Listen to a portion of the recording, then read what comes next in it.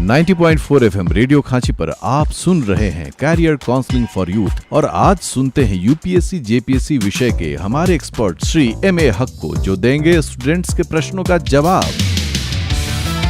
नमस्कार, मैं M A. Haq, visiting faculty central university Delhi and mentor for civil service aspirants. मैं रांची के रेडियो खांची 90.4 एफएम में उपस्थित हूं और आपका हार्दिक अभिनंदन करता हूं। मैं पिछले कई वर्षों से दिल्ली के टॉप मोस्ट संस्थान में आईएएस और पीसीएस एस्पिरेंट्स को मार्गदर्शन और पढ़ाता आ रहा हूं। मुझे रांची यूनिवर्सिटी में यह अवसर प्राप्त हुआ कि मैं यहाँ के स्टूडेंट्स के जिज्ञासा और प्रश्नों का समाधान कर पाऊँ। इसके अंतर्गत बहुत सारे बच्चों के द्वारा अपनी जिज्ञासाएं और प्रश्न मुझे भेजे गए हैं और मैं उन्हें अलग अलग कैटेगरी में बांटकर सबका उत्तर देने का प्रयास करूंगा, जिससे आपकी समस्या का समाधान हो पाए। यहाँ पर हम संघ लोक सेवा आयोग और राज्य लोक सेवा आयोग के द्वारा आयोजित परीक्षा के संदर्भ में जो जिज्ञासाएं और प्रश्न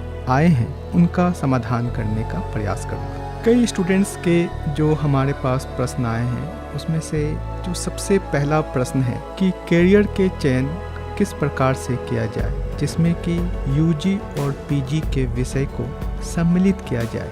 ये बहुत अच्छा प्रश्न है और लगभग हर विद्यार्थी के मन में यह प्रश्न उठता रहता है कि जिस विषय से उसने स्नातक किया है या पीजी किया है, क्या उसका उपयोग वो सिविल सर्विसेज परीक्षा में कर सकते हैं। तो बिल्कुल इसका उत्तर हाँ में है और ये बहुत अच्छा सा ऑप्शन है कि अगर आप अपने पीजी और यूजी का उपयोग सिविल सर्विसेज एग्जामिनेशन में करते हैं तो निश्चित तौर से आपकी सब्जेक्ट में जो गहराई है, जो आपकी समझ है, उसका लाभ मिलेगा। इसका उपयोग कैसे करें ये एक अलग प्रश्न है, लेकिन चूंकि ये इसी से संबंधित है तो मैं इसी के साथ इसका उत्तर देने का प्रयास करता हूँ। सिविल सर्विसेज एग्जामिनेशन के अंतर्गत आप जनरल स्टडीज़ और ऑप्शनल की तैयारी करते हैं। जनरल स्टडीज़ में बहुत सारे सब्जेक्ट होते हैं, लेकिन जब आप ऑप्शनल का चयन करते हैं तो उसमें मुख्य रूप से वो विषय होते हैं जो आपने स्नातक में लिया है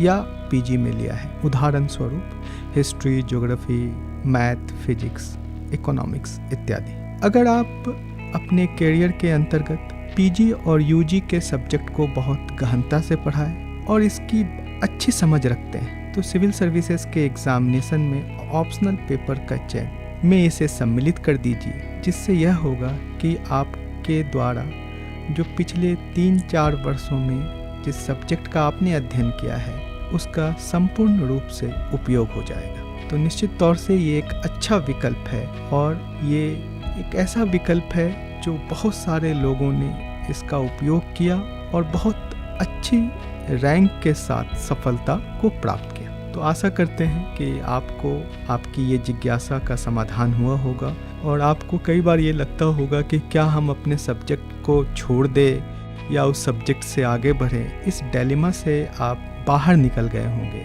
और आपके अंदर का आत्मविश्वास भी निश्चित तौर से बढ़ा, क्योंकि आपने जो 3 वर्ष या 5 वर्ष का अध्ययन किया है वो अब आपका उपयोग होने वाला है। तो ये कुछ प्रश्न थे आपके, जिसका मैं समाधान करने का प्रयास किया और आशा करता हूँ कि आप इसका लाभ लेंगे।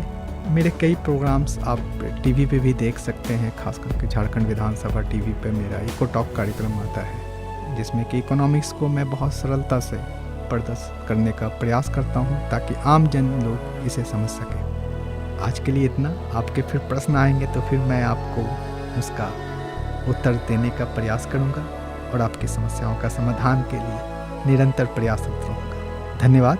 जय हिंद।